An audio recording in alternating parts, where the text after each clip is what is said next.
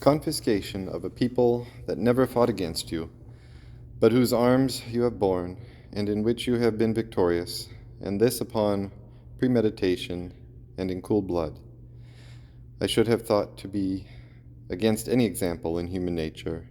but for those alleged by Machiavel of Agathocles and Oliverotto da Fermo, the former whereof, being captain general of the Syracusans, upon a day assembled the Senate and the people, as if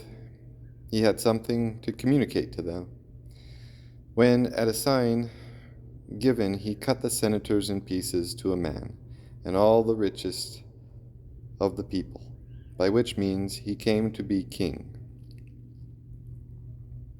The proceedings of Oliverotto, in making himself Prince of Fermo, were somewhat different in circumstances, but of the same nature. Nevertheless, Catiline, who had a spirit equal to any of these in his intended mischief, could never bring the like to pass in Rome. The head of a small commonwealth, such an one as was that of Syracuse or Fermo,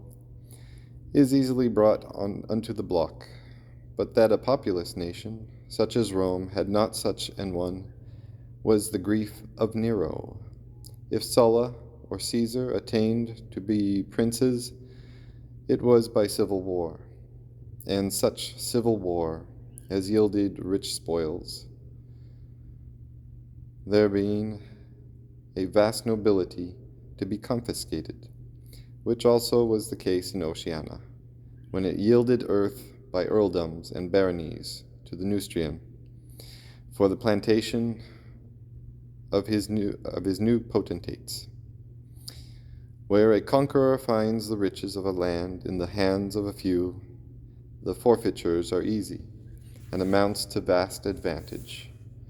But where the people have equal shares, the confiscation of many comes to little, and is not only dangerous, but fruitless.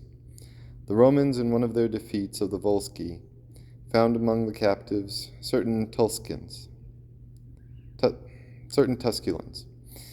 who, upon examination, confessed that the arms they bore were by command of their state, whereupon, information being given to the Senate by the general Camillus,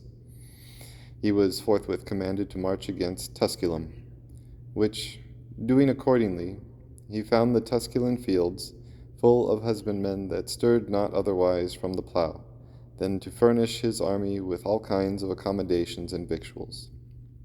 Drawing near to the city, he saw the gates wide open, the magistrates coming out in their gowns to salute and bid him welcome. Entering, the shops were all at work and open. The streets sounded with the noise of schoolboys at their books.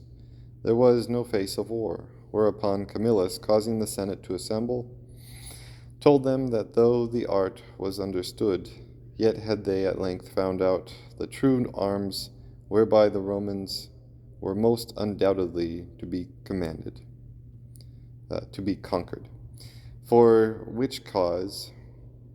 we would not anticipate the Senate, unto which he desired them forthwith to send, which they did accordingly. And their dictator, with the rest of their ambassadors, being found by the Roman senators, as they went into the house, standing sadly at the door, were sent for in as friends, and not as enemies.